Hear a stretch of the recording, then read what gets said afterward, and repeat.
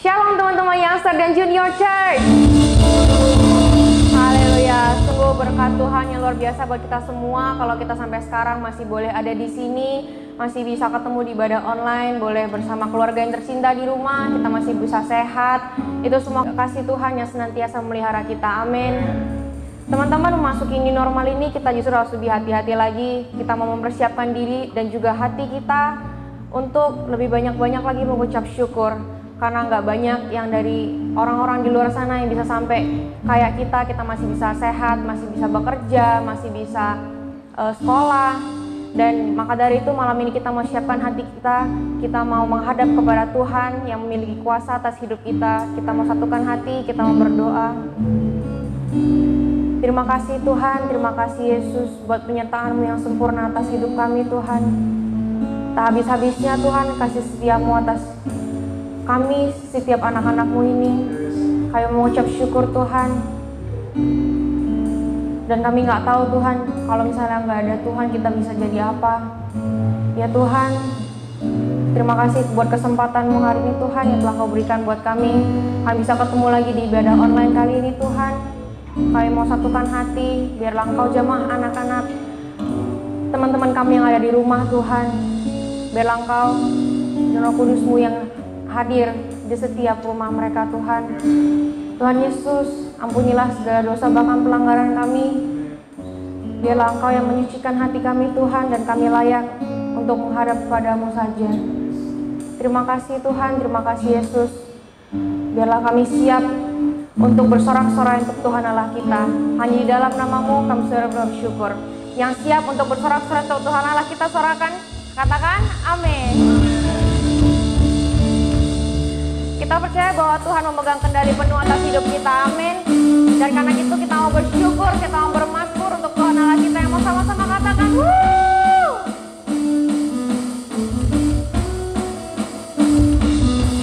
Teman-teman yang di rumah tepuk tangan dan kepala yuk.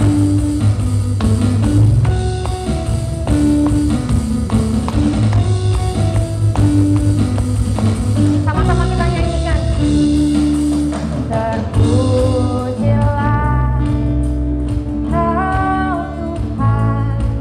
Ajaib dan berkuasa.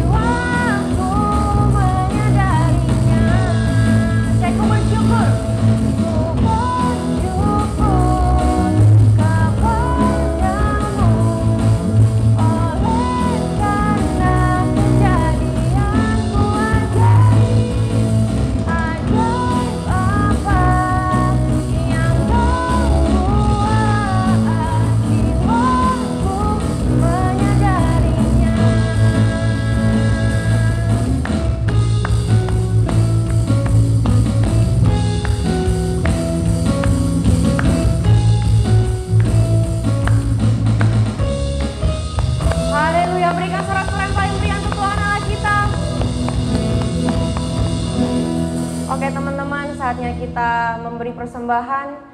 Teman-teman boleh memberikan persembahan dengan cara scan QR Code yang tertera di layar ke rekening gereja kita atas nama GBI Mandarin Service. Dan sebelum kita memberikan persembahan, kita mau satukan hati, kita mau berdoa. Tuhan, terima kasih Tuhan buat segala yang telah Kau berikan buat kami, buat penyertaan-Mu Tuhan, buat perlindungan-Mu, buat pemeliharaanmu Tuhan. Dan sebentar kami akan memberikan persembahan Tuhan sebagai rasa ucap syukur kami kepadamu. Biarlah persembahan yang kami berikan itu dapat berkenan kepadamu Tuhan. Biar dapat memperluas kerajaan-Mu. Kau juga memberkati tiap tangan-tangan yang memberi Tuhan. Kiranya Engkau memberkati kehidupan mereka selalu Tuhan. Kami menyerahkan semuanya hanya ke dalam tangan pengasihan-Mu. Terima kasih Tuhan, terima kasih Yesus. Hanya di dalam nama-Mu kami selalu berdoa syukur. Amin. Teman-teman, pada malam hari ini kita mau lebih sungguh-sungguh lagi kepada Tuhan. Kita mau lebih lagi masuk ke dalam hadirat Tuhan. Yuk teman-teman yang ada di rumah, siapkan hati kalian, siapkan pikiran kalian. Kita mau fokus hanya kepada Tuhan kita. Karena hanya dengan anugerahnya kita masih bisa menikmati hidup kita dengan sukacita.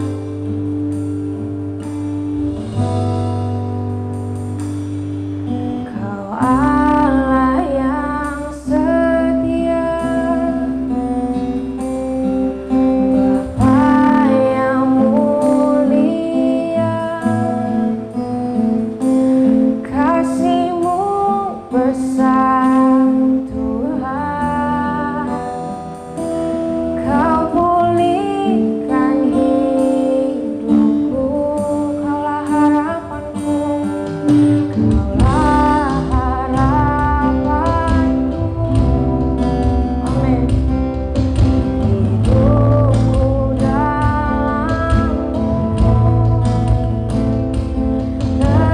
Terima kasih Tuhan.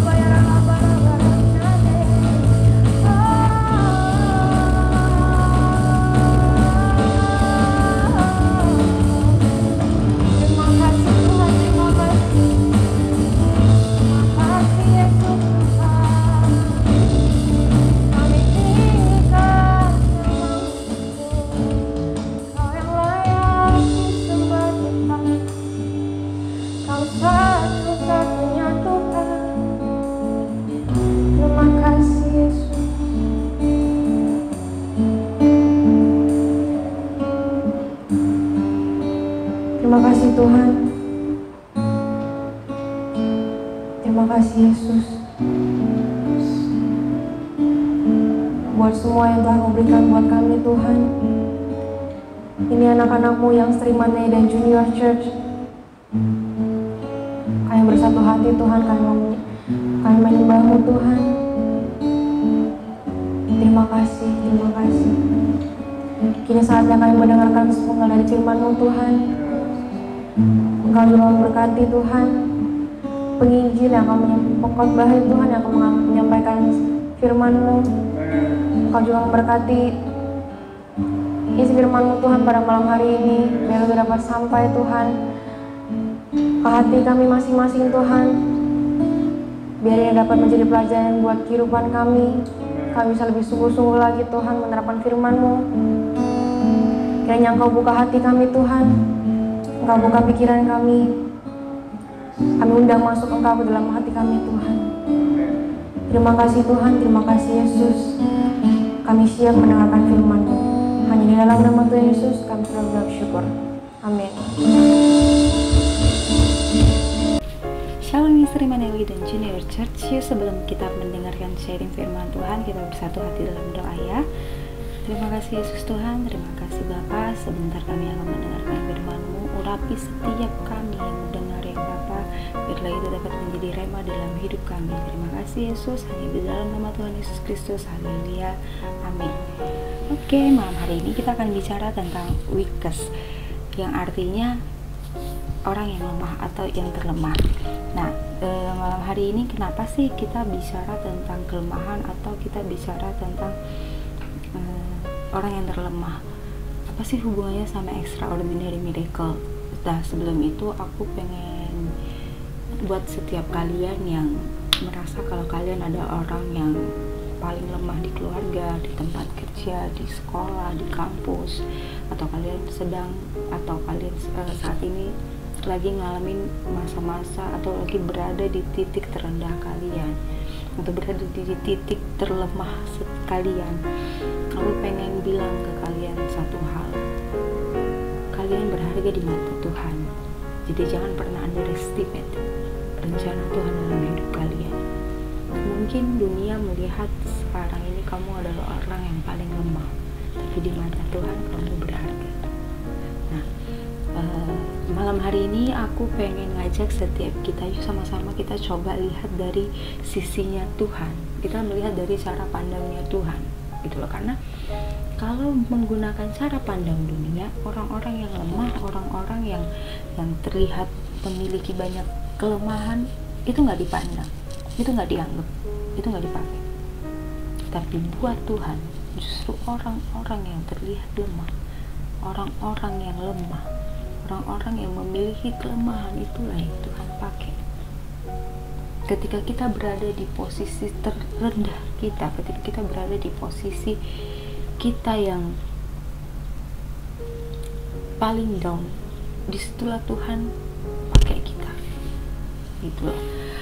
Malam hari ini kita akan belajar dari Paulus di ayat firman Tuhan di 2 Korintus 12 ayat 9. Tapi aku bakal bacain buat kalian dari ayat yang ke-7. Dan supaya aku jangan meninggikan diri karena penyataan-penyataan yang luar biasa itu, maka aku diberi suatu duri di dalam dagingku, yaitu seorang utusan iblis untuk menggocoh aku, supaya aku jangan meninggikan diri. Tentang hal itu, aku sudah 3 kali berseru kepada Tuhan supaya utusan iblis itu mundur daripadaku. Nah, di ayatnya yang ke-9. Tetapi jawab Tuhan kepadaku, cukuplah kasih karuniaku bagimu, sebab justru dalam kelemahanlah kuasaku menjadi sempurna. Sebab itu, terlebih suka aku bermegah atas kelemahanku, supaya kuasa Kristus turun menaungi aku. Amin. Nah, kenapa pada malam hari ini aku pengen bicara soal ini? Karena aku pengen kasih tahu, aku pengen kita sama-sama realize kalau walaupun kita adalah orang yang paling lemah di antara kakak-kakak kita misalnya, atau adik-adik kita, atau saudara-saudara yang lain, kita nggak perlu minder, kita nggak perlu merasa insecure. Karena di firman Tuhan dibilang, justru dalam kelemahanku lah, justru dalam kelemahan lah kuasaku menjadi sempurna. Kuasa Tuhan sempurna dalam kelemahan kita. Nah gini, aku mau ngajak kalian sama-sama bahas di ayat yang ke-7. Paulus bicara ini 2 kali. Di awal ayat yang ke-7 dia bilang, dan supaya aku jangan meninggikan diri, dan dia tutup lagi di bawah di akhirnya itu, supaya aku jangan meninggikan diri. Kenapa Paulus nyebutnya sampai 2 kali jangan meninggikan diri? Artinya kenapa? Manusia gampang jatuh dalam roh kesombongan. Seperti yang kita tahu, Lucifer jatuh ke dunia ini juga karena roh kesombongannya. Jadi manusia itu sangat gampang jatuh dalam yang namanya kesombongan, dalam yang namanya meninggikan diri, sangat gampang. Nah, contoh kesombongan itu ada 2 macam. Yang pertama, orang sombong benar-benar yang nunjukin kalau dia punya. Nah, yang tipe yang kedua, membuat orang mengakui apa yang dia punya. Contohnya, seperti seolah-olah dia merendahkan diri dia, tapi dia membuat orang meninggikan dia, gitu loh. Ya, tas kau contohnya nih ya, tas kamu bagus ya, warnanya bagus, warnanya keluar gitu ya. Terus temennya bilang, oh enggak kok. Karena gini, secara psikologis refleks kita akan refleks jawaban kita ketika orang berbicara seperti itu, kita akan refleks membalikkan itu dengan hal yang baik juga yang dia katakan kepada kita. Nah, jadi jawaban kita ke dia juga pasti bilang, enggak kok, tas kamu jauh lebih bagus, tas kamu ori Hermes ya, kamu belinya di mana gitu. Secara tidak langsung itu meninggikan diri. Nah, jadi ini 2 contoh kesombongan. Terus kok bisa sih kita manusia jadi sombong? Bisa. 1, karena manusia itu, ya kita orang-orang ini kebiasaan kita merasa kita itu sanggup dan kita bisa. Ketika kita merasa kita sanggup melakukannya, ketika kita merasa kita bisa melakukannya, tanpa kita sadari kita jadi sombong. Tanpa kamu aku bisa ngelakuin ini, tanpa dia saya bisa menjalani ini. Karena kita merasa kita nggak butuh orang, kita bisa jadi sombong. Padahal manusia itu harusnya hidupnya sosial ya, saling membutuhkan satu dengan yang lain. Tapi karena karakternya yang membuat dia merasa aku bisa ngehandle ini sendiri, aku bisa bikin ini sendiri, itu yang membuat kita jadi sombong. Kita nggak butuh orang lain. Dan juga karena kita hanya mau mengandalkan diri kita sendiri. Saat kita berpikir kita bisa melakukan itu semua, kita bisa handle semuanya sendiri, otomatis kita menggunakan pikiran kita sendiri, kita menggunakan otak kita sendiri, kita menggunakan nalar kita sendiri, sehingga itu membuat apa-apa ya kita atur sendiri, merasa kita bisa kontrol semua. Itu yang membuat kita bisa sombong. Kita merasa kita nggak sombong, aku bisa aja kita bilang aku nggak merasa aku sombong kok, aku nggak menyombongkan diri ke orang, aku bisa ini tanpa kita mau belajar percaya. Ketika kita harus mengandalkan orang lain atau harus bekerja sama dengan orang lain yang ada berhubungan dengan orang lain, artinya kita harus belajar percaya dan interaksi sama orang itu. Tapi kalau kita tidak mau berbagi sama orang dalam satu job misalnya, kita pikir aku bisa selesaiin sendiri, aku bisa ini sendiri, secara tidak langsung itulah kesombongan. Nah, saat kita merasa kita sombong, kita bisa handle semua, sesungguhnya di saat itulah kita jatuh di hadapan Allah Bapa. Allah Bapa sama sekali tidak akan menoleh saat kita pikir kita bisa tunjukin kalau kita bisa. Ternyata sebenarnya Tuhan nggak mau kayak gitu. Nah, ketika saat itu terjadi, ketika kita merasa kita bisa melakukan semuanya sendiri, how can yang namanya extraordinary miracle itu terjadi? Apa-apa kita pakai logika kita sendiri, apa-apa yang kita percaya dalam hidup kita pakai otak kita sendiri. Lalu bagaimana kuasa Tuhan bisa terjadi dalam hidup kita? Kalian bisa coba sendiri. Kalian bisa coba pelan-pelan. Benar gak sih? Apakah selama aku bekerja atau apakah selama aku sekolah, Itu yang terjadi. Aku mengandalkan otakku sendiri. Kalian bisa tanya diri kalian sendiri, apakah kalian sudah mengandalkan Tuhan dalam hidup kalian, dalam setiap apapun perbuatan atau tindakan dalam hidup kalian, bahkan sampai pengambilan keputusan dalam hidup kalian, apakah sudah mengandalkan Yesus? Gini, apalagi sekarang itu gini ya guys, kita lagi ngalamin yang namanya pandemi virus corona ini. Secara nggak langsung itu juga buat kita semua, kita menjadi self-centered, buat kita jadi egois. Jadi di ayatnya yang ke-8 Paulus ada bilang di ayat yang ke-7 ya, Paulus ada bilang diberi duri dalam daging. Itu buat apa?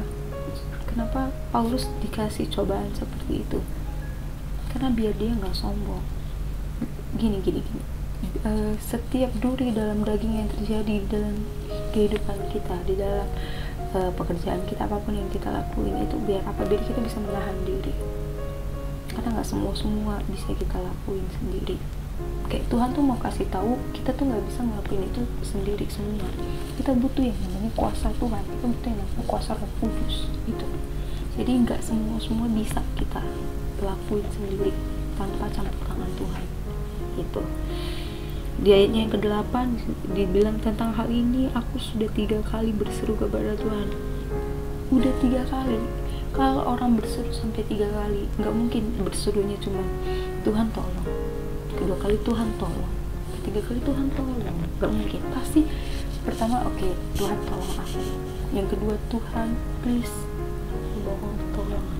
Yang ketiga mungkin bisa sampai mengerang, Tuhan please tolong aku. Di ayat ke-8 dikatakan Paulus sampai 3 kali minta sama Tuhan.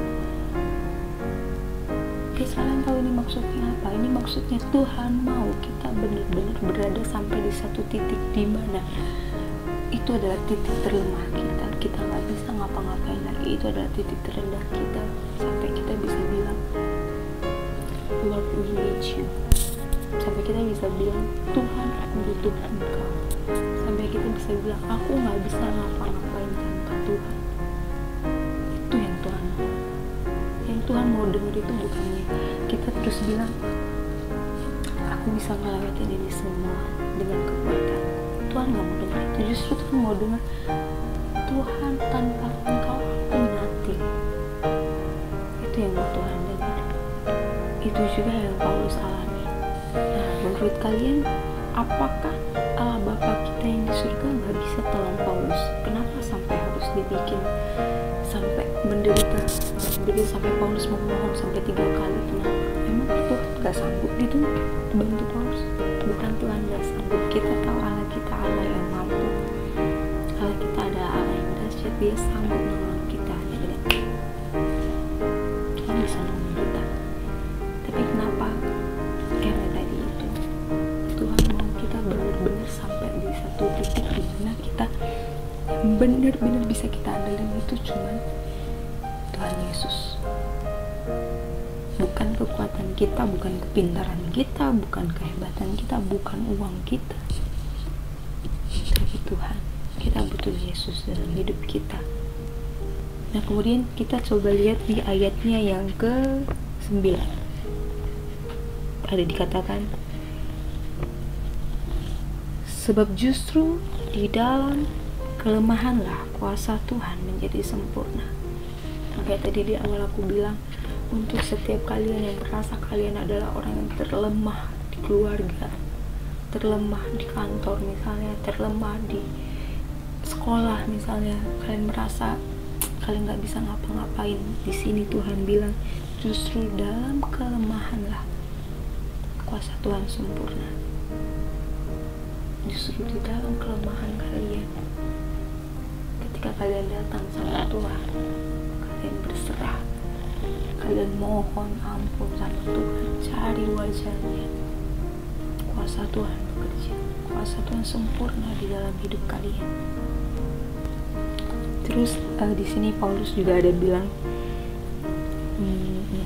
ini nih, Sebab itu terlebih suka aku bermegah atas kelemahanku, supaya kuasa Kristus turun menaungi aku. Paulus sangat mengerti seperti ini.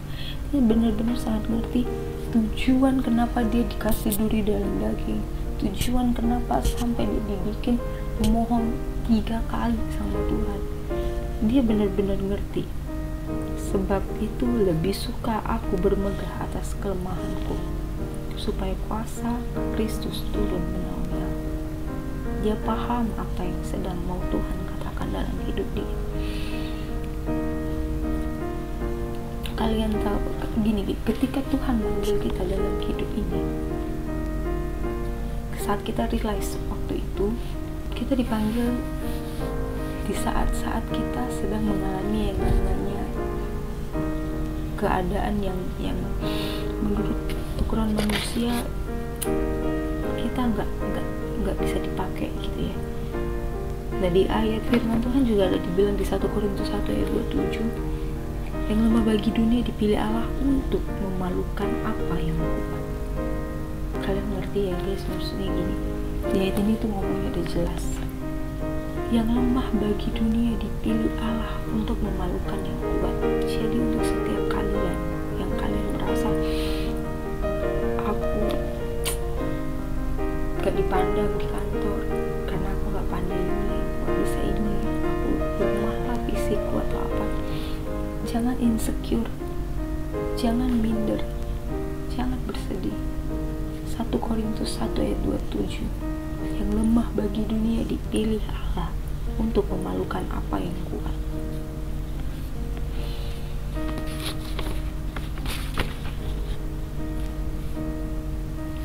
Allah memanggil kita di dalam kelemahan kita. Allah memanggil kita dalam kelemahan kita, yang bahkan Allah sendiri tahu kalau kita bakal ngelakuin kesalahan, tapi dia tetap menempatkan harta miliknya yang tertera dalam bejana tanah dia itu, karena dia berkenan melakukan hal yang mustahil. Tapi gini guys,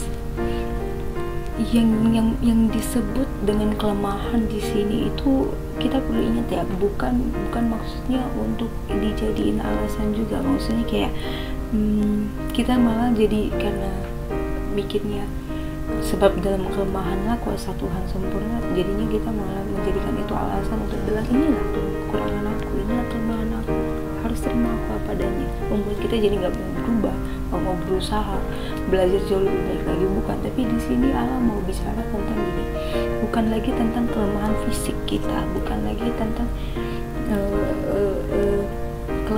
kelemahan yang tentang body shaming atau apapun itu, tapi Tuhan mau bicara tentang kelemahan kita yang nggak kita lemah dan kita nggak bisa menuhin perintah-perintahnya Allah.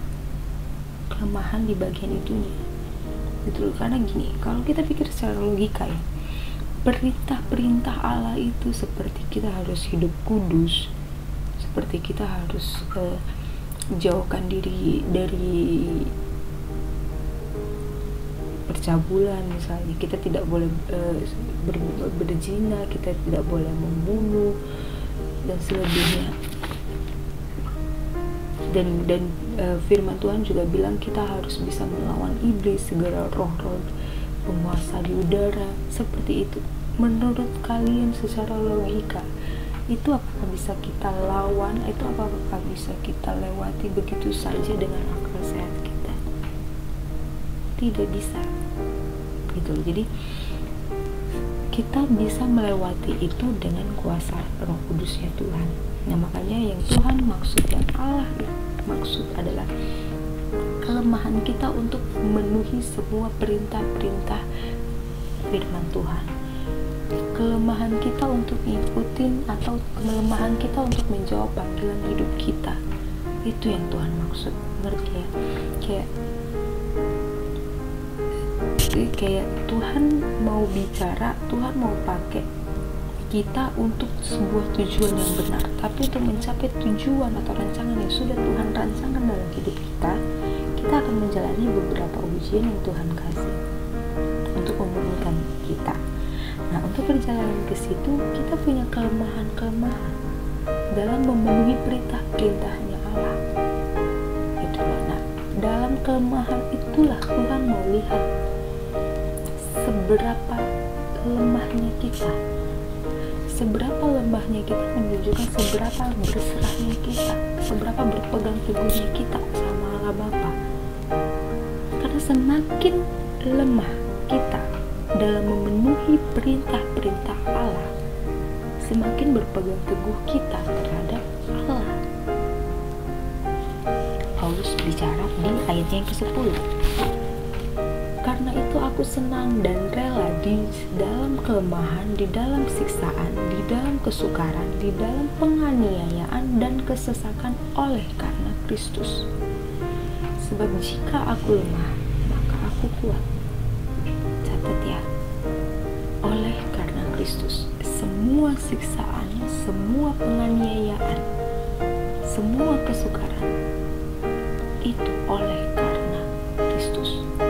Yang artinya kita menjalani semua kesesakan, menjalani semua siksaan, menjalani semua penganiayaan ketika kita menjalani panggilan hidup kita dalam Tuhan. Itu yang Tuhan mau tahu, itu yang Tuhan mau lihat. Sebab jika aku lemah, maka aku kuat. Ketika kita mencapai titik terlemah kita, semakin kuat juga kita berpegang teguh sama Tuhan. Ngerti ya? Tapi kalau misalnya kita memakai alasan kelemahan, misalnya aku tuh orangnya emang gini, inilah kelemahanku, aku masih belum bisa ngelepas rokok, inilah kelemahan aku. Bukan itu yang Tuhan mau. Tuhan di Alkitab gak ada nyuruh kita ngerokok soalnya. Dia juga nggak bilang boleh berzina, itulah kelemahan aku gak bisa lihat orang cantik dikit atau ganteng dikit gitu.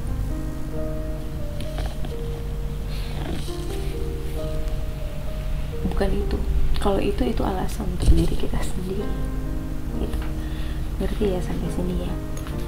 Nah, maka dari itu setiap kita kan pasti pernah gagal dalam hidup kita. Tapi gini, Tuhan tetap kasih kita kesempatan untuk belajar. Saat-saat seperti ini Tuhan tuh mau kita belajar lebih peka. Tuhan mau kayak bilang sama kita, kamu gak sendiri, ada Yesus yang nemenin kita.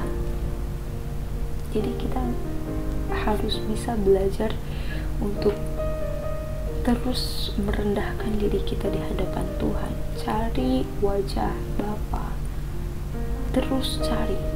Itu gak bisa datang dengan sendirinya, tapi kita harus terus cari. Maka dari itu malam hari ini aku pengen bilang setiap kalian, ayo sama-sama kita bangkitin iman kita lagi, sama-sama kita cek jam-jam doa kita, persekutuan doa kita, tetap baca firman, tetap bangun hubungan sama Tuhan, jaga saat teduhnya, ikuti persekutuan, ikuti setiap ibadah online yang ada, dengerin pesan firman Tuhan, apa yang lagi Tuhan pengen ngomong dalam hidup kita. Kalau bisa, ayo setelah ikutin ibadah online ini sama-sama kalian berdoa masing-masing dari rumah kalian atau dimanapun kalian berada, ngomong sama Tuhan, kuatin iman kalian, ngomong sama Tuhan, Tuhan aku ini anakmu yang lemah, aku butuh kekuatan Kristusmu dalam hidupku Tuhan, agar aku nggak lagi jadi korban si iblis. Bilang sama Tuhan kayak gitu, biar aku bisa keluar jadi emas yang murni, yang udah teruji di dalam api. Dan semua yang kita lakuin dan semua yang saya lakuin di dunia ini, bilang kayak gitu, itu hanya untuk kemuliaan Tuhan. Bilang dalam doamu seperti itu. Bangkitkan imanmu sendiri, paksa diri kamu untuk keluar dari zona nyamanmu, cari hadirat Tuhan. Jangan pernah mau ya tertidur, jangan pernah mau jadi yang tertinggal.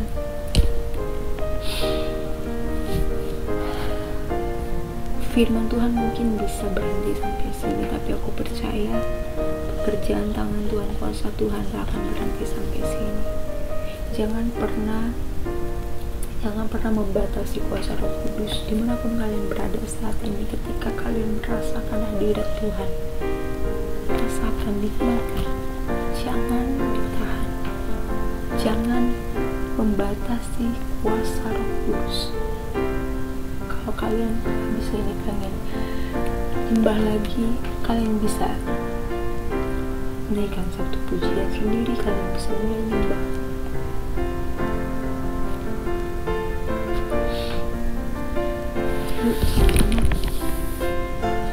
Aku akan tutup sini firman pada malam hari ini.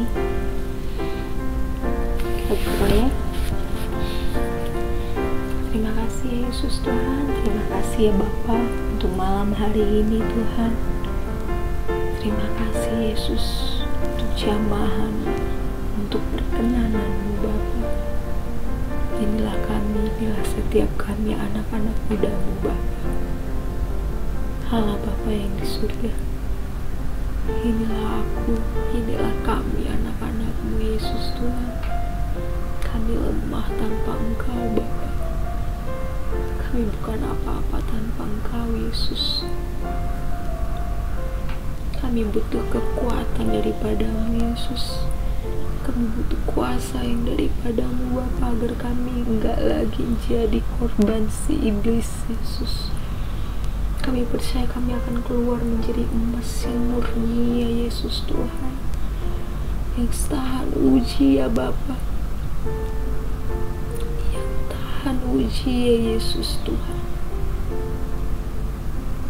Dan kami percaya Yesus Tuhan, apapun yang kami lakukan dalam hidup kami itu hanya untuk kemuliaan nama-Mu Yesus. Itu hanya untuk menjawab panggilan-Mu dalam hidup kami. Genapi itu Yesus. Materaikan segala sesuatunya dengan kuasa darah-Mu Bapa. Materaikan setiap firman yang sudah didengar oleh setiap kami di rumah kami masing-masing Bapa. Dimanapun kami berada, kami percaya Roh-Mu yang bekerja Yesus. Kami serahkan semuanya ke dalam tangan-Mu Bapa. Kami percaya kasih Kristus, Tuhan Yesus, dalam nama Tuhan Yesus Kristus, kami yang telah mendengarkan firman Tuhan, sama-sama kita katakan amin. Oke guys, kita udah selesai dengar sharing firman Tuhan, dan jangan lupa ya untuk terus ikutin ibadah online GBI Menhope. Ikutin di YouTube channelnya GBI Menhope juga, subscribe dan like. Jangan pernah jauhin diri kamu dari persekutuan ya. Tuhan Yesus memberkati. God bless.